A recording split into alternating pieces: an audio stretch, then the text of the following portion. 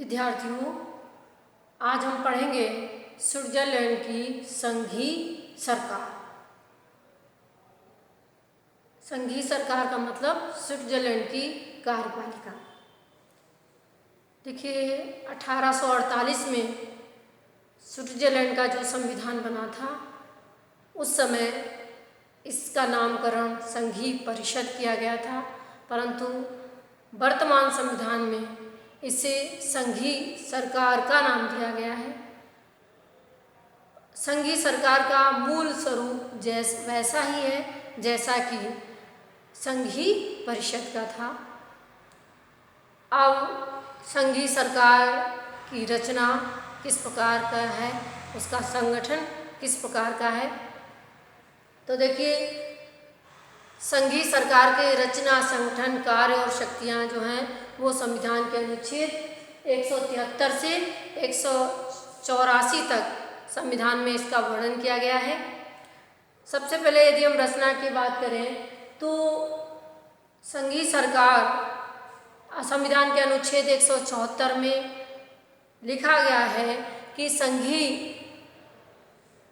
सरकार स्विस राजमंडल की कार्यपालिका संघीय सरकार स्विस परिसंघ की उच्चतम कार्यपालिका सत्ता होगी। शासन की उच्चतम कार्यपालिका सत्ता है।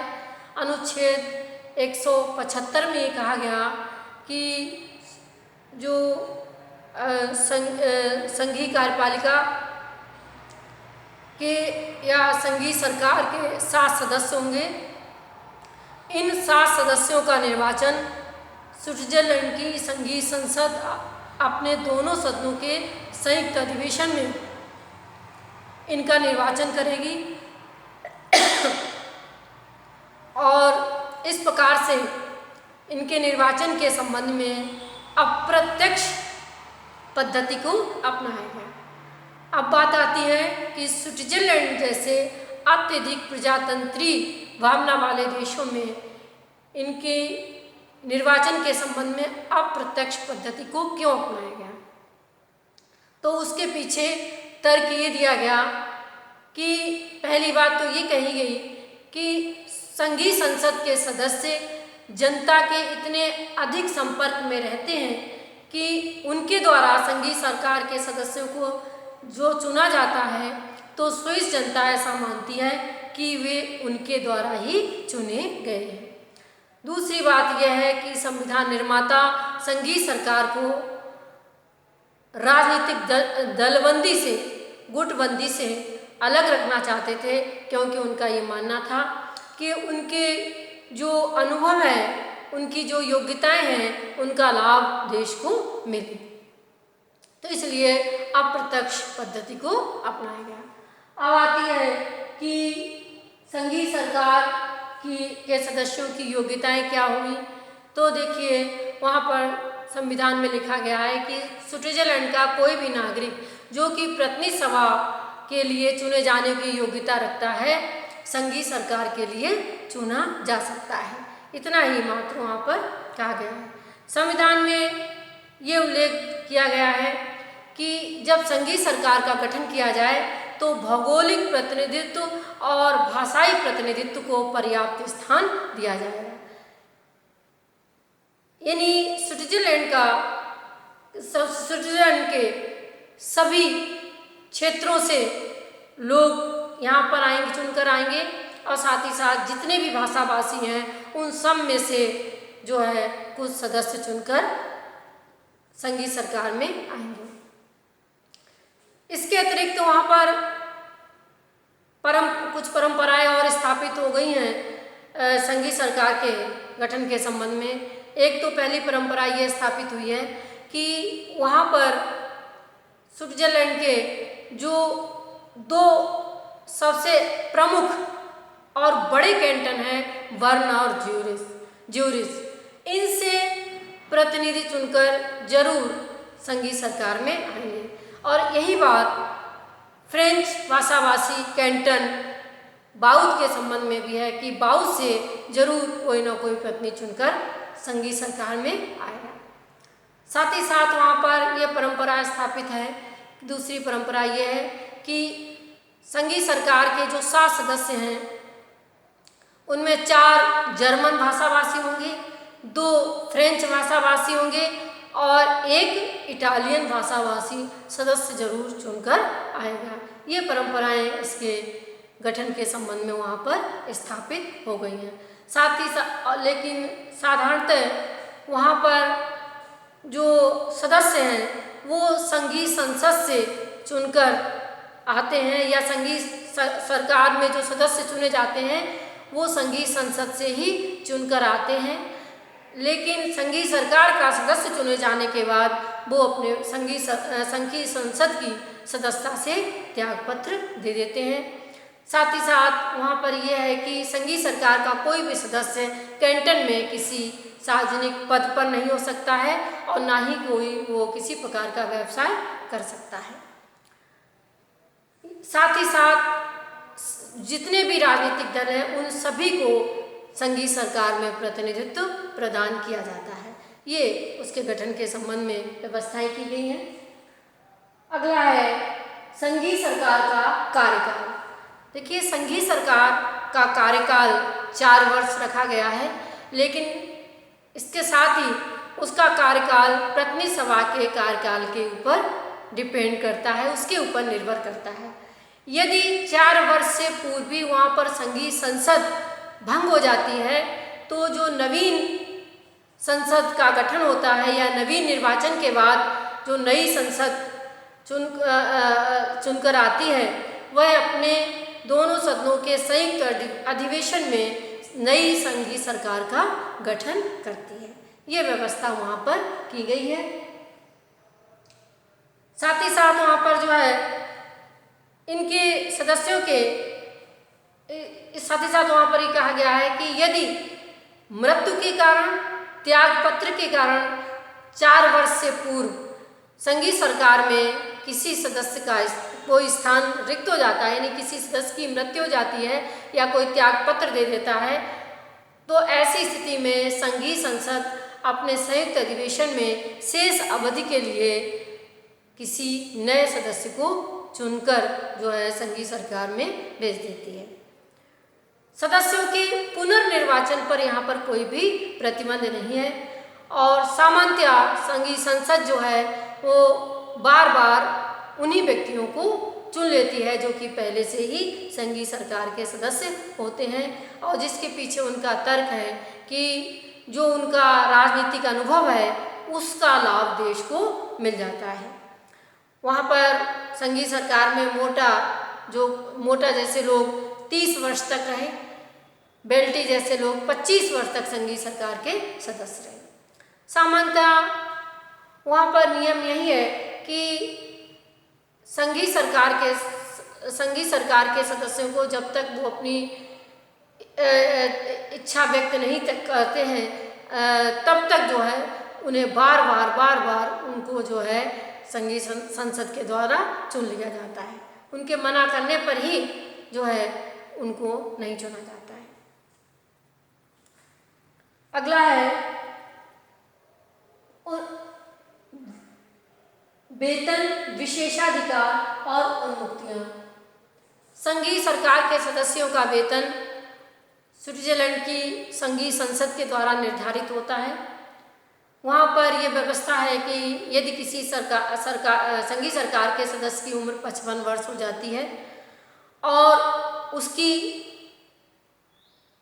संघीय सरकार में सेवा के 10 साल हो जाते हैं तो उनको सेवानिवृत्ति दी जाती है। सेवानिवृत्ति पर उनको जो है पेंशन दी जाती है जो कि उनके वेतन का 40% से लेकर 60% तक निर्धारित होता है। संघीय सरकार के सदस्यों का ये वेतन जो है विश्व के अन्य कार्यपालिका सदस्यों की तुलना में बहुत कम है और वहाँ के संघीय सरकार के सदस्य अपना बहुत साधारण जीवन व्यतीत करते हैं। उनके विशेषाधिकार वही हैं जो कि और उन्मुक्तियाँ वही हैं जो कि संघीय संसद के सदस्यों को मिली हुई होती हैं। संघीय सरकार के सदस्य अपने कार्यकाल में सैनिक सेवा से उन्हें मुक्ति मिली रहती है और उस दौरान उनके विरुद्ध कोई मुकदमा नहीं चलाया जाता है। यदि संघीय सरकार के सदस्य इन विशेषाधिकारों को अपनी स्वेच्छा से समाप्त कर लेते हैं या कोई सदस्य अपने विशेषाधिकारों को अपनी स्वेच्छा से समाप्त कर लेता है तो उनके खिलाफ जो है कार्यवाही या मुकदमा या अभियोग चलाया जाता है। अब है अध्यक्ष उपाध्यक्ष। संघीय सरकार के सदस्य जो है अपने में संघीय सरकार के जो है संघीय संसद अपने संयुक्त अधिवेशन में संघीय सरकार का एक अध्यक्ष चुनती है और एक उपाध्यक्ष चुनती है जो कि 1 वर्ष के लिए चुना जाता है। अध्यक्ष का मतलब राष्ट्रपति या जो संघीय सरकार का जो अध्यक्ष होता है उसी को वहाँ पर राष्ट्रपति कहकर पुकारा जाता है। ये इनका निर्वाचन 1 वर्ष के लिए होता है। इनको इसके संबंध में इनका पुनर्निर्वाचन के ऊपर कोई प्रतिबंध तो नहीं है, लेकिन लगातार अध्यक्ष को या उपाध्यक्ष को लगातार 2 वर्षों के लिए नहीं चुना जा सकता है, लेकिन बीच में अंतराल देकर जो है उनका पुनर्निर्वाचन हो सकता है। यहाँ पर निर्वाचन के संबंध में ज्येष्ठता के नियम का पालन किया जाता है या अनुसरण किया जाता है। अर्थात कहने का मतलब है कि ये कोशिश की जाती है कि बारी बारी से संघीय सरकार के 7 सदस्यों को बारी बारी से अध्यक्ष और उपाध्यक्ष का पद ग्रहण करने का मौका मिले। और इस प्रकार से हम कह सकते हैं कि जो उपाध्यक्ष होता है वो अध्यक्ष की अनुपस्थिति में काम करता है। अर्थात जब संघीय सरकार या स्विट्जरलैंड का जो राष्ट्रपति होता है वो अनुपस्थित रहता है तो उपाध्यक्ष जो है वो राष्ट्रपति के पद पर जो है राष्ट्रपति के रूप में कार्य करता है। अगला है स्विस राजमंडल के अध्यक्ष या राष्ट्रपति की शक्तियां और कार्य। स्विट्जरलैंड का जो राष्ट्रपति है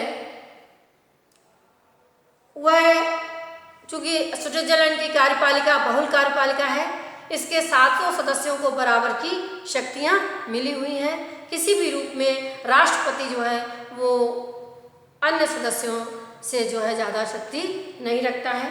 और हम कह सकते हैं कि इसीलिए लावेल जैसे व्यक्तियों ने कहा कि साधारण रूप से वह स्विट्जरलैंड की कार्यपालिका समिति का अध्यक्ष है और चूंकि वो अध्यक्ष है इस नाते उसे ये जानने का अधिकार है कि उसके साथी क्या कर रहे हैं और इस प्रकार से वो परिसंघ के या संघीय सरकार के अध्यक्ष के नाम मात्र के औपचारिक कर्तव्यों को पूरा करता है। राष्ट्रपति के रूप में या अध्यक्ष के रूप में वो 2 प्रकार के कार्य संपादित करता है।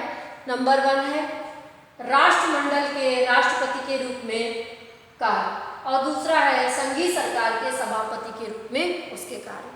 देखिए, राज्यमंडल के राष्ट्रपति के रूप में वो कुछ कार्य संपादित करता है जिनमें कि वो राष्ट्र का प्रतीक होता है, राष्ट्रीय अवसरों पर और अंतर्राष्ट्रीय स्तरों पर राष्ट्र का प्रतिनिधित्व करता है, विदेशों में अपने देश का प्रवक्ता या अधिवक्ता के रूप में कार्य करता है, विदेशों से जो राजदूत आते हैं उनका स्वागत करता है, उनके परिचय पत्र देखता है और संघीय संसद के द्वारा जो विधेयक पारित करके भेजे जाते हैं उनके ऊपर वो हस्ताक्षर करता है, लेकिन इस संबंध में उसे कोई भी विशेषाधिकार प्राप्त नहीं है।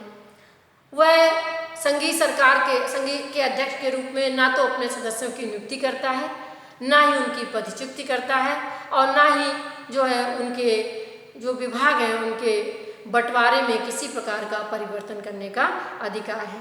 और इस प्रकार से हम कह सकते हैं कि वो संघीय सरकार का स्वामी या नेता नहीं है। संकट काल में जरूर उसे अध्यक्ष के रूप में या राष्ट्रपति के रूप में कुछ कार्य करने का अधिकार दे दिया जाता है, लेकिन साधारण रूप में वो संघीय सरकार के अन्य सदस्यों के बराबर ही उसे शक्तियाँ मिली हुई हैं। और जब कभी अध्यक्ष के रूप में या राष्ट्रपति के रूप में जब उसके द्वारा कार्य किया जाता है तो उसकी विदेश यात्राओं की जो है वो आलोचना तक की जाती है। अगला है, अब वहाँ पर राष्ट्रपति पद की स्थिति क्या है। देखिए, जैसा कि अभी हम लोगों ने समझा कि चूंकि वहाँ पर कार्यपालिका शक्ति 7 सदस्यों में वितरित की गई है, इसीलिए वहाँ पर बहुल कार्यपालिका है। और चूंकि उसकी स्थिति अन्य सदस्यों के समान ही है, उसे किसी प्रकार की उच्च स्थिति प्राप्त नहीं है, तो ऐसी स्थिति में हम कह सकते हैं कि हैंस हुबर जैसे व्यक्तियों ने उसकी इस स्थिति को देखकर कहा कि राज्यमंडल का कोई भी अध्यक्ष नहीं है, क्योंकि वहाँ पर वह अपने सहयोगियों में थोड़ी वरीयता की स्थिति रखता है, और ये वरीयता की स्थिति भी कैसी है, औपचारिक है और दिखावा है। वह ना राष्ट्र का प्रधान है और ना ही शासन का प्रधान है। और इस प्रकार से हम कह सकते हैं, कहा जाता है उसकी स्थिति के संबंध में कि राष्ट्रपति पद का कोई महत्व नहीं है, उसका कोई गौरव नहीं है। लेकिन फिर भी हम ये कह सकते हैं कि ये कहना गलत है कि वहाँ पर राष्ट्रपति पद अनावश्यक है, अनौचित्यपूर्ण है, चूँकि वह स्विस शासन का सर्वोच्च पद होता है। राष्ट्रपति का पद स्विस शासन का सर्वोच्च पद माना जाता है या सबसे बड़ा पदाधिकारी होता है। साथ ही साथ राष्ट्रपति के रूप में उसके द्वारा कुछ ऐसे कार्य किए जाते हैं जो कि 7 सदस्यों के द्वारा मिलकर एक साथ नहीं किए जाते हैं। तो इस जैसे अभी अपन ने पढ़ा कि विदेशी राजदूतों का स्वागत करता है, उनके परिचय पत्र देखता है, विधेयकों के ऊपर हस्ताक्षर करता है, ये कार्य उसके निर्णायक मत का प्रयोग करता है, ये कार्य उसके द्वारा किए जाते हैं। अगला है, अब हम कह सकते हैं कि वहाँ पर कार्यपालिका में कितने विभाग हैं। अब पढ़ेंगे प्रशासन के विभाग। देखिए, सामान्यतः ब्रिटेन, भारत आदि देशों में प्रशासन के विभागों की संख्या निर्धारित नहीं की गई है, लेकिन स्विट्जरलैंड में प्रशासन के विभागों की संख्या निश्चित की गई है और प्रशासन को 7 विभागों में बांटा गया है। राजनीतिक विभाग, न्याय और पुलिस विभाग, सेना विभाग, गृह विभाग, सार्वजनिक अर्थ विभाग, वित्त एवं प्रशुल्क विभाग, डाक एवं रेल विभाग, इन 7 विभागों में जो है प्रशासन को बांटा गया है। प्रत्येक विभाग जो है, प्रशासन का प्रत्येक विभाग किसी एक सदस्य के अधीन होता है और उसके वह समस्त कार्यों के लिए वह व्यक्ति या वह सदस्य उत्तरदायी, यानी प्रत्येक सदस्य अपने विभाग के कार्य के लिए उत्तरदायी होता है। सदस्य जो है वो आपस में बातचीत के द्वारा जो है आपस में विभागों का बंटवारा कर लेते हैं। प्रायः प्रत्येक व्यक्ति को वही विभाग दे दिया जाता है जो कि उसके पास पहले से होता है, ताकि उसके अनुभवों का लाभ देश को प्राप्त हो सके।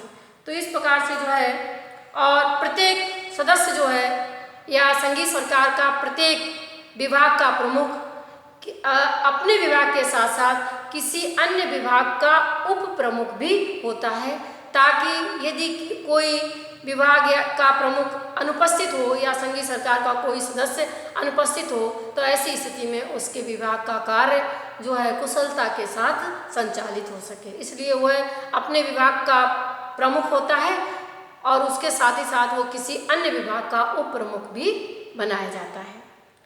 अब है कार्यप्रणाली किस प्रकार की है। देखिए, संघीय सरकार की सप्ताह में 2 बैठकें होती हैं। ये बैठकें कैसी होती हैं? गुप्त होती हैं। संघीय सरकार की गढ़पूर्ति के लिए, यानी संघीय सरकार का कोई काम किया जा सके, इसके लिए कम से कम 4 सदस्यों की उपस्थिति आवश्यक होती है। निर्णय जो है, संघीय सरकार के निर्णय जो हैं वो बहुमत से होते हैं और निर्णय हाथ उठाकर लिए जाते हैं। इस दौरान जो संघीय सरकार का अध्यक्ष होता है वह निर्णायक मत का प्रयोग कर सकता है, यानी किसी भी विषय पर जब बराबर की मत आते हैं तो फिर या अर्थात टाई की स्थिति हो जाती है तो उसके द्वारा अपने द्वारा निर्णायक मत का प्रयोग किया जाता है। यहाँ पर हम कह सकते हैं कि जो पुराना संविधान था, यानी 1848 में जो संविधान बनाया गया था उसमें निर्णायक मत का, उसमें सामूहिक उत्तरदायित्व के सिद्धांत का कोई उल्लेख नहीं था, लेकिन जो नवीन संविधान बनाया गया है उसमें सामूहिक उत्तरदायित्व के सिद्धांत की ओर संकेत किया गया है, क्योंकि संविधान के अनुच्छेद 177 में कहा गया है कि संघीय सरकार अपने निर्णय एक सामूहिक संस्था के रूप में लेगी।